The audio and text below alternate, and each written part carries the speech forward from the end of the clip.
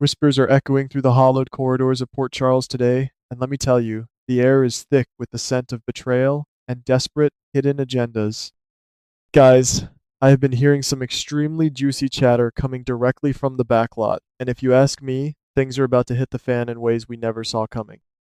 It is Thursday, June 4, and the ripple effects from recent chaos are tearing through every single family dynamic we hold dear.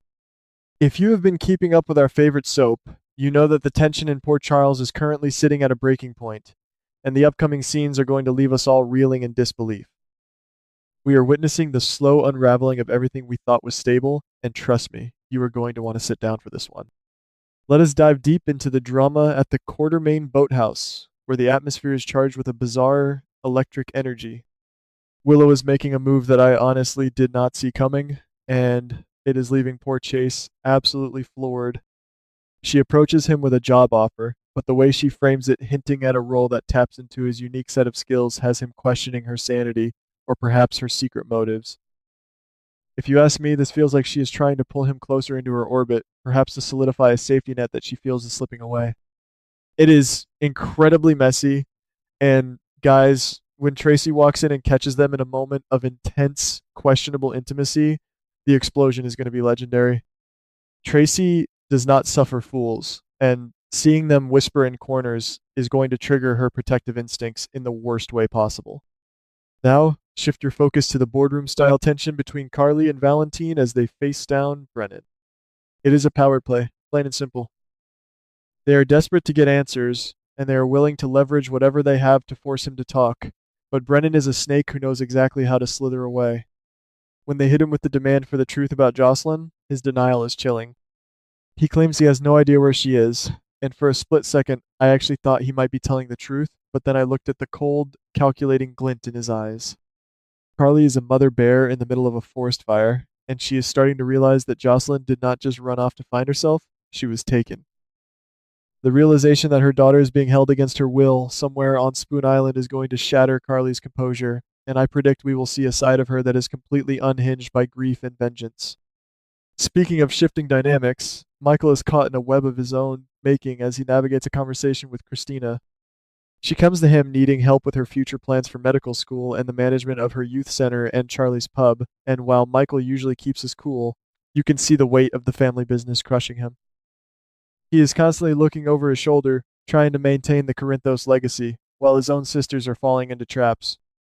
I think it is fascinating how he manages to compartmentalize his life, but guys, we all know that the secrets he is keeping, especially regarding the shady dealings at the pub, are going to blow up in his face sooner or later. The arrival of Jacinda to potentially take over the pub adds another layer of unpredictability that we should all keep a very close eye on. Meanwhile, the situation for Pascal and the investigation by Joe is spiraling into a nightmare scenario. I've been watching the way Pascal sweats under the pressure of that interrogation, and it is pure high stakes television.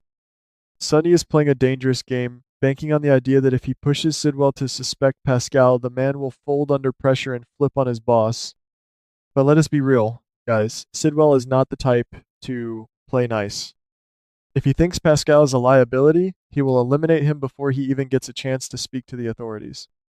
The fear in Lucas's eyes as he realizes he may have said too much is palpable, and I think we are headed toward a tragedy that will haunt our favorite characters for a long time.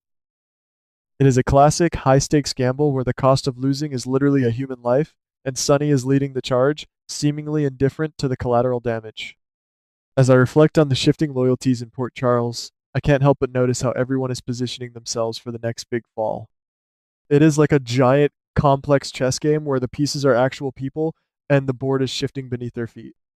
We are seeing characters like Willow and Chase drifting into dangerous territory, while seasoned players like Carly and Valentine are being forced into alliances they would never have considered under normal circumstances. The intensity of these scenes is a testament to the writer's ability to keep us guessing, even when we think we have figured out their endgames.